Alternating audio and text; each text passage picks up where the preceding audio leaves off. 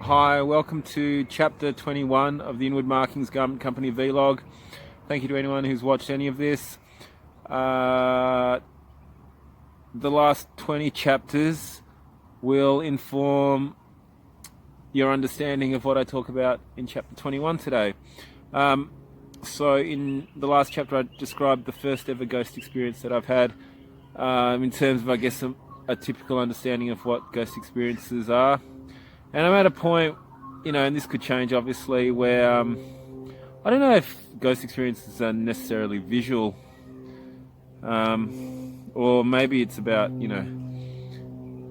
only particular people or circumstances involve a visual aspect. But in terms of my continuing experiences, because the last ghost experience occurred a few weeks ago, there's nothing visual. It's just inexplicable occurrences that could only have been enacted by something invisible or ghost-like, or a ghost. So after the raincoat scarf experience, I was like, the change that I experienced after arriving in Melbourne, and then the further change that occurred mid 2018, the way I was feeling was kind of, I guess, I don't know if it was intensified or whether it was just kind of reinforced. I felt that something significant was happening to me, but of course it wasn't something that I could seek, that I was looking to talk to the person at that supermarket about any further. It was just like, okay, now this has occurred. Fuck, what the fuck is happening, and just getting on with my life. But yeah, in a kind of, in a heightened, I guess, state, not upset or even demoralized because of what had happened with the supermarket situation. Just kind of still very lucid and still getting on with my day-to-day life. But I guess, for want of a better description, more intrigued and more kind of in amazement at what the fuck could be happening. At that time, so after my arrival I think I mentioned this previously, after my arrival back, I continued with editing at a less intensive pace, but still continuing my editing work. And this was primarily the kind of higher level academic editing, with a little bit of content marketing and writing work with other people. And if you recall, the major premonitionary dream that I had, there was kind of the takeaway from it was that the future is creativity. And while editing can be creative, it's not essentially, I guess, a creative field or undertaking. And so what I was doing is, between my mother's apartment and the office at my sister's place, I would transfer like files, not just editing files, but also, because I'd say back up all my editing files onto a USB just in case. And then I'd also use that USB to like transfer music, movies, etc. Because I didn't have an internet connection at home. I didn't want one. And I didn't even have a smartphone at that time. And so it was just a daily thing of transferring carrying around this USB stick and transferring data back to the laptop at home, or vice versa. And so one of what I would frequently do is like load stuff up late in the evening or later in the afternoon, and then put my USB in my bag at the time to take with me to the office the next morning. and it just became a routine. And the backpack I was using at the time is this backpack here, right? Just very basic, simple backpack. You'll notice that it has like a very specific or specifically sized pocket on the inside of the front panel. And as you can see, it's obviously for a smartphone or mobile phone, and is exactly that shape and size. There's no tears in that pocket, there's no holes, and anything like of a USB stick size that's inserted in there would snugly just sit at the bottom, and it would be even if I was like walking fast or even jogging with this on my back, USB is likely to have sat right at the bottom there still, just the design of it. So still like shaking my head about the raincoat and scarf, and look, that eventually settled, and I just accepted that it was my first ever ghost experience, because there was literally no other explanation for it, and there is no explanation for it.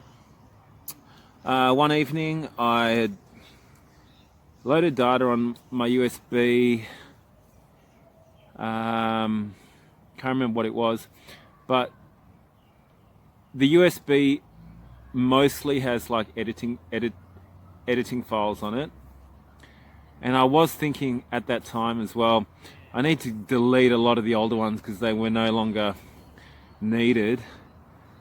And the USB stick was really like a key representation of my editing work. And so right immediately before I went to sleep, I went out into the living room and placed the USB in this very specific pocket here and zipped the bag back up. And like as I said in the previous chapter, 100% lucid, very clear about what I did, very deliberate. Like in the period since February 2018, I'm always deliberate with what I do and keep track of things. You know, obviously, like anyone, there's forgetting and what have you, but everything is very like clear. And zipped it back up and went straight to bed. Did nothing between putting the USB stick in that pocket and going to bed. Literally nothing. It was just a matter of placing the USB stick in that pocket, as I did however many times, closing the bag up, and then going straight to bed, turning the light out, obviously. Now I awoke the next morning, and I can't remember exactly. It must have been because I wanted to load something else onto the USB from my laptop, and sorry, not from my desktop, and take it over to my laptop at the office. And so I went straight to the backpack, opened it up, and the USB was not there. It made no sense at all. Again, I asked my mother and other family members. I don't think my mother definitely did not know what a USB stick was, or even what it looked like. My other family members, I don't think they even knew I had a USB stick, or that I even had a backpack that I was carrying. Like, it was literally asking people about something they had no idea about, like nothing, not even a shred, not even a sense of, that backpack you carry around. There wasn't even that. It was just like no knowledge or awareness of anything to do with that subject matter whatsoever. And I went to that backpack after waking. That I distinctly remember, because that point where you open up your eyes and you're like, oh fuck, blah blah blah. And then my editing work discontinued. and I have never found that USB again. It is literally no longer in physical existence as far as I'm aware. Just one more thing before this chapter ends. When I was in Bangkok, there was actually another significant synchronicity that occurred that still kind of blows my mind a little because it's just so random. But and the events that led to it as well, because it was when those I don't know if people remember, I think it was like 2016, 17. There was like massive protests in the CBD of Bangkok, and there was like guns, there was shooting, I think, even, or maybe that was the one before that, I'm getting confused. Anyway, it was significant enough for immigration to be temporarily relocated to an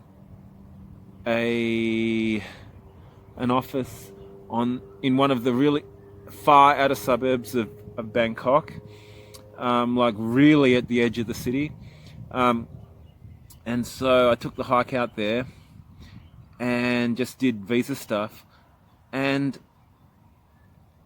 I don't usually take taxis, but for some reason I decided to get a cab from the immigration place to the train station, I'm pretty sure, because I can't remember why, but I need to take a cab after doing my visa stuff. And we crossed over this bridge in this really remote suburb of Bangkok, and I looked to my right, and there's this pro skateboarder called Ryan DeCenzo. He skates for Darkstar, Globe Shoes, Red Bull skateboarding, Red Bull energy drink, and he's just standing there like watching who I later found out was TJ Rogers, just trying a trick. And I yelled out to him from the window because it just so happened that the traffic was so slow that I could do that. And he turned around, and I just asked him this skating related question, and he gave me a quick response. But the thing about that was I'd only been recently, well, probably at that time even, been watching DeCenzo and TJ Rogers, because they both skated for brands that part of Dwindle Distribution, which I was